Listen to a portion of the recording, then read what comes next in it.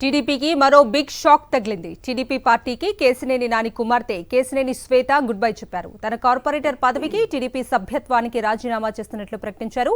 Vijayawada corporation పరిధిలోని 11వ division కు శ్వేత corporator గా వ్యవహరిస్తున్నారు. ఇవాళ మున్సిపల్ కార్పొరేషన్ ఆఫీస్కు వెళ్లి తన రాజీనామా పత్రాన్ని ఇవ్వనున్నారు. తన కుమార్తె నిర్ణయాన్ని ట్విట్టర్, ఫేస్బుక్ లో పోస్ట్ చేశారు కేశినేని నాని.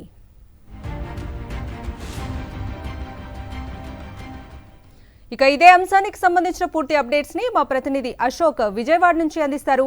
అశోక్, కవిత కేశినేని నాని టీడీపీ పార్టీకి బిగ్ షాక్ ఇచ్చారు. ఆ తర్వాత ఆయన కుమార్తె కూడా టీడీపీ పార్టీకి గుడ్ బై చెప్తున్నట్టుగా కూడా ఈ ఉదయం ట్విట్టర్ అలాగే ఫేస్బుక్ లో తెలియజేసిన పరిస్థితి కనబడుతుంది. ముఖ్యంగా కేశినేని నాని పార్టీకి 10 సంవత్సరాల నుంచి కూడా అండగా ఉన్నారు. పార్టీ అధికారంలో లేకపోయినప్పటికీ కూడా టీడీపీకి పూర్తిగా, ముఖ్యంగా చంద్రబాబు నాయుడుకి, లోకేష్ కి పూర్తిగా అండగా ఉన్నారు. ఇలాంటి సమయంలో అతను టికెట్ కేశినేని నానికి ఇచ్చేది లేదని అధిష్టానం చెప్పేసింది. ఆ సమయంలోనే తాను కూడా పార్టీకి అవసరం, తన అవసరం పార్టీకి లేనప్పుడు పార్టీ అవసరం కూడా తనకు లేదని కేశినేని నాని ఎప్పుడైతే పార్టీకి రాజీనామా చేస్తున్నట్టు కూడా ప్రకటించారు. ఈ క్రమంలోనే ఆయన కుమార్తె కేశినేని శ్వేత ప్రస్తుతం విజయవాడ కార్పొరేషన్ పరిధిలో 11వ డివిజన్ కి సంబంధించి కార్పొరేటర్ గా వ్యవహరిస్తున్నారు.